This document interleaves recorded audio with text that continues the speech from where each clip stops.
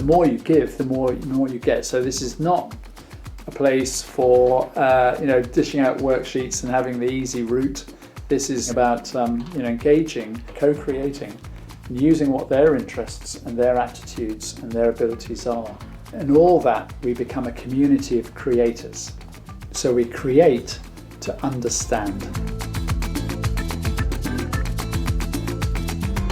The children feel equal to us, they have that same voice, they can question things, disagree with things, but that we're all doing it together. That's what makes it special. As soon as we get to school, if you're a little bit early, you can either just get reading or you can work outside on your dens. It's just cool that you kind of had the freedom to do that.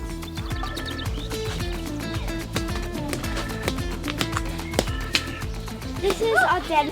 We made it because we're stuck on an island and we're naturalists, and a tropical storm hit us when we were sailing to the Galapagos Islands. And we're making this den because we're trying to find shelter and we're collecting water. It's been really fun. Like, we run out like every time we can have a chance to do it. So children have a natural inclination to play and to play in role, and this can be a brilliant vehicle for the continuation of their learning through school. Their work is play. Basically, the whole idea behind meeting is that if somebody has an idea or they kind of want to change something, they can bring it up in meeting and then it's discussed. Well, I've seen quite a lot of rubbish, but I think most of it is just pots from hot dinner and stuff.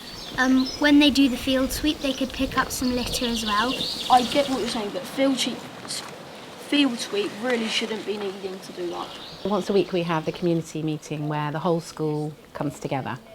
All the staff, all the children. And that's really important. It's important that it's definitely not a school council, It's not a couple of children representing a class and coming forward, giving their views and feeding back. Everybody is there and everyone's got a voice. So you'll see children from reception to year 6 sharing ideas, disagreeing, whatever it might be. So it's a real kind of vital part of our community and how we make decisions all together. So that's just everyone has the same voice. We're like a community of equals.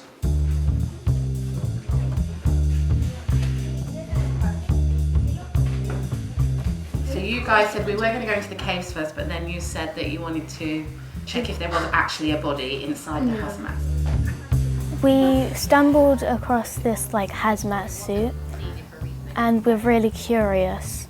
We think there's a body inside and we've all decided as a group to open it up. So right now we're just looking inside, but we don't want any chemicals to get near us.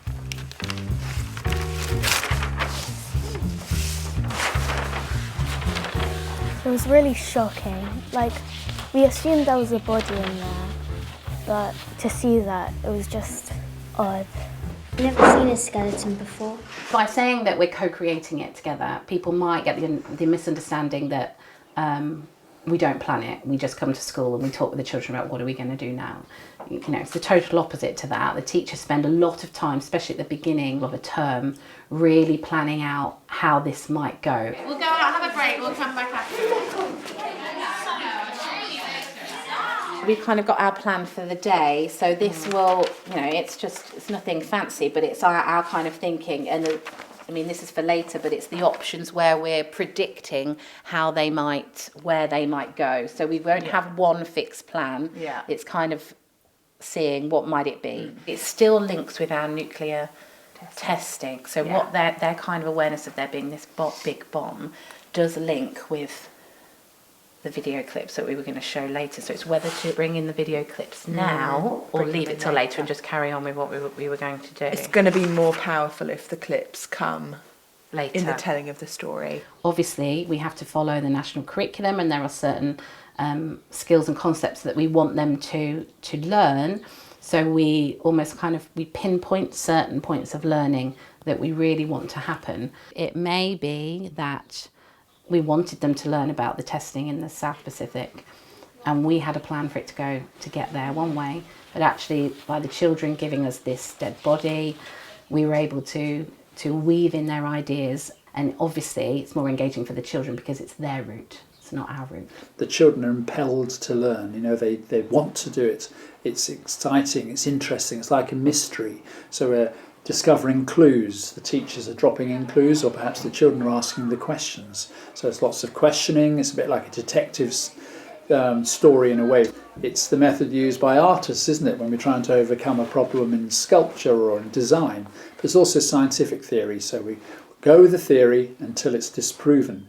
And so the children enjoy being in the mystery, like Sherlock Holmes would enjoy being in a mystery. And then things become clearer and clearer as the days and the weeks go by.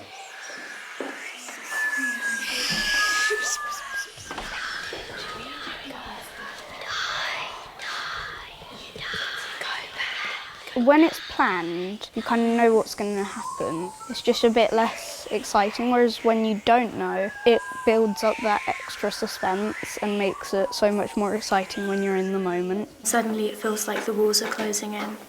I can hear some rumbling in the background. It's pitch black, I can't see anything. My hands get sweaty as I let go of the rope. I feel claustrophobic. I want to go back. When unexpected things happen, it's so breathtaking. It felt kind of like real because, you're so immersed in the experience. Wow. It's the skills, the values, the attitudes, the concepts which are the important thing. It's not the actual facts, if you like. That will come anyway. You could, so it's this rich context that from that, so it's like an inside-out sort of curriculum. Teachers can identify all kinds of learning coming from that. They will be planning to cover certain aspects, but along the way, many other aspects will be covered. So if the work is multi-layered enough, three-dimensional enough, deep enough, then more learning will happen. So we're bringing the curriculum to life, and everyone wants understanding and knowledge to be committed to long-term memory. And this very famous old Chinese proverb, I hear and I forget, I see and I remember, I do and I understand. And we say, I create and I understand. Because we live it, it stays with us.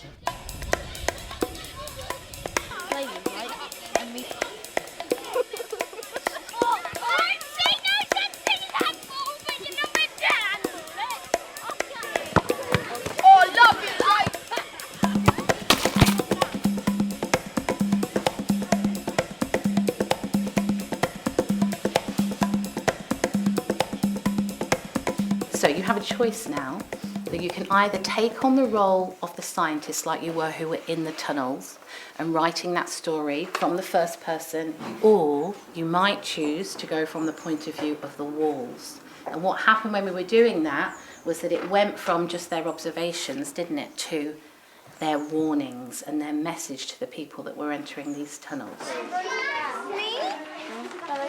So yeah, we're writing about the walls. And I've right, they shouldn't come here. Previous people haven't been that lucky. So yeah, that's what it's all writing about. So it may be that you just want to get a few extra sentences down.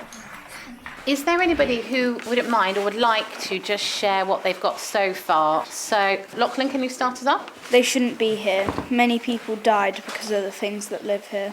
Try if you must, but you won't survive. You don't belong here.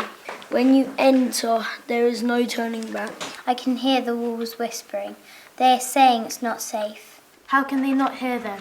The agonizing screams, the haunted cries, the blood-curdling whispers of death. The reason that the writing is such high quality is because they're feeling something. It's not formulaic. It's not the teacher prescribing how it should be. Their emotions and their feelings are right at the heart of it. The past haunts me even to this day, even when I'm young no more.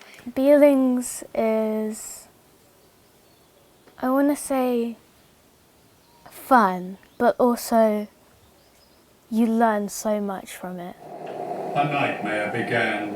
The islands were turned into a laboratory for the testing of nuclear weapons.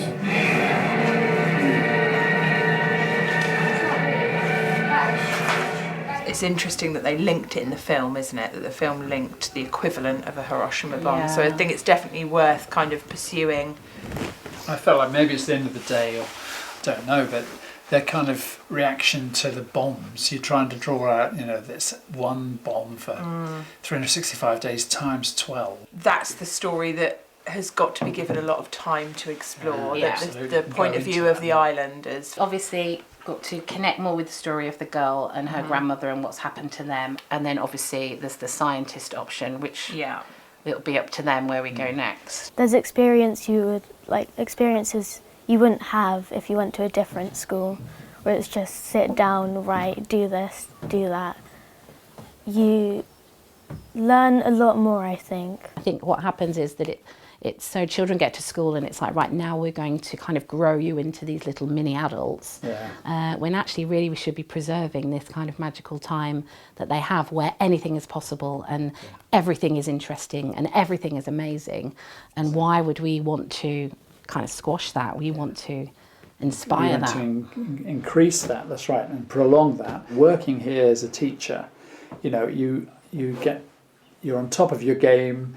You're working with a great team of people who are all sharing their skills and knowledge with you, and you're working flat out, but you don't really recognise it as work a lot of the time because you're so involved and so engaged with it. But the more you give, the more you get.